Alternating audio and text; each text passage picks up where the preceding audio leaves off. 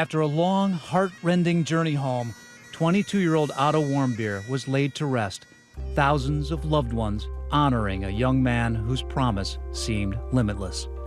Mourners wiping away tears as the hearse wound its way through town to the cemetery. His friends now speaking out for the first time. To now have the opportunity to explain what type of a guy he was and what he meant to us, each one of us, we're just really grateful for that because he was just the best guy.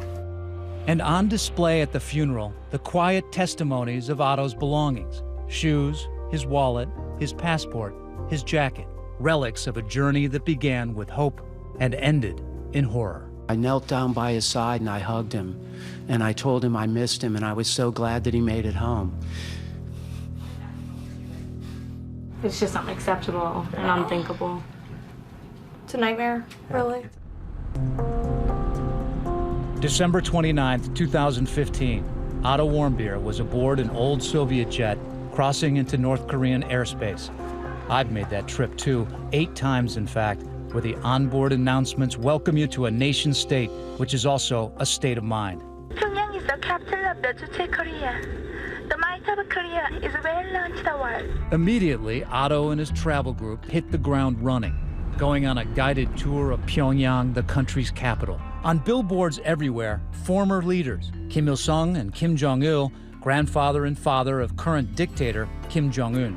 Augustin Feliciano made a similar trip 2 months before Otto. We would see normal North Koreans walking around on the street, people going to work, coming home from work, soldiers.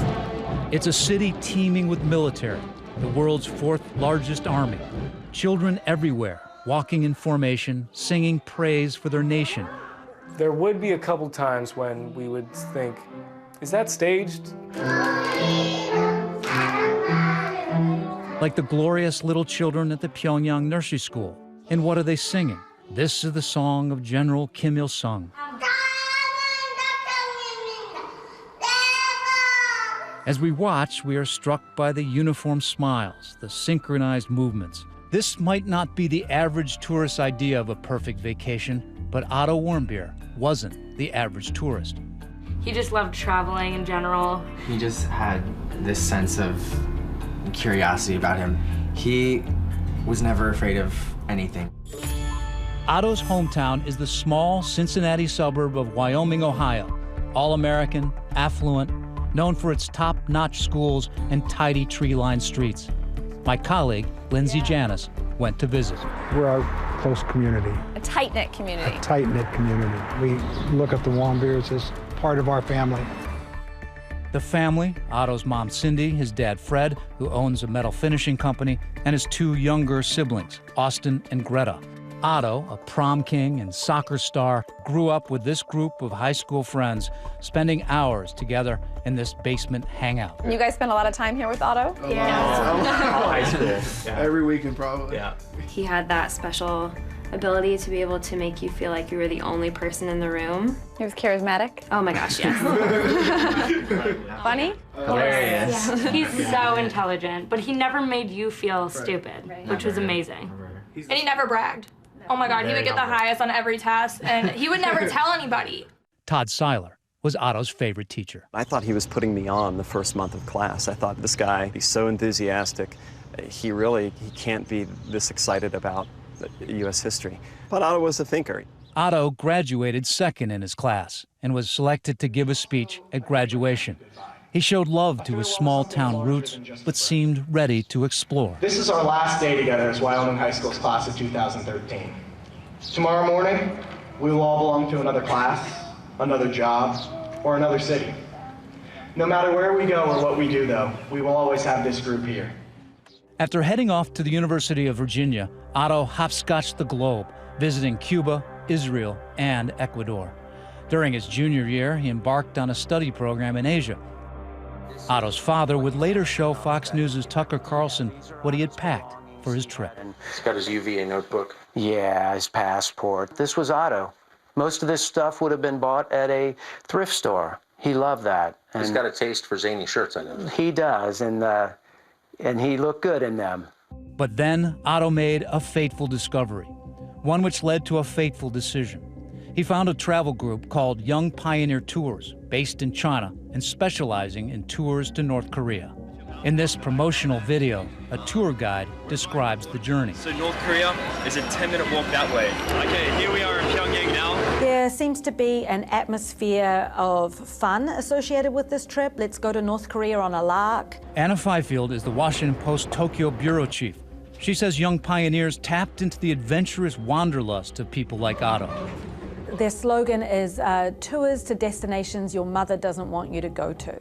So they are really playing up the whole idea that this is off the beaten track. Otto's plan was a 5-day trip costing more than $1,000, billed as the New Year's party tour, an odd name for a trip into a rogue nation nicknamed the Hermit Kingdom. It's the ultimate forbidden country left in the world. It's sort of the forbidden fruit. So I think that's the cause for excitement, for why people want to visit. Do you guys remember the first time he said, hey, I'm going to go to North Korea? I was excited for him. Just another Otto thing to do. Just go wherever, you know, just the craziest place you can think of. After touching down in Pyongyang with the Young Pioneers, Otto's itinerary scheduled like clockwork. On day 2, his group of about 24 traveled 2 hours to Kaesong and the demilitarized zone. From there, it was on to Sarewan City to interact with locals. Andrew Byrne took the Young Pioneers tour to North Korea just this spring. He says before you go, they tell you the rules to be followed. They brief you on how to behave, what not to do, what's expected of you. There's no room for making fun of the Kims or a photo that's not polite of Kim Il-sung or Kim Jong-il. And for tourists, there are always minders. They move you through attraction after attraction very quickly, so it's like checking off boxes. But Otto seemed to be soaking it all in. Ready? All right, ready to throw it at me? Even having a snowball fight with local North Korean kids. How would you describe the Otto in that footage? Joyful. Joyful. He's having fun. He was doing what he always did and what he was best at. That's Otto. So far, the North Korea trip is everything Otto had dreamed of. But in Pyongyang, there are places you just don't go. One of them was right here, the mysterious 5th floor of Otto's hotel. We were kind of given full reign of the hotel, except for one floor. The elevator skipped floor number 5. 1, 2, 3, 4, 6, 7, 8, 9, 10. So we were told, don't even try to get to the 5th floor. And those accused of trespassing learn the hard way. You can check out anytime you like, but you can never leave.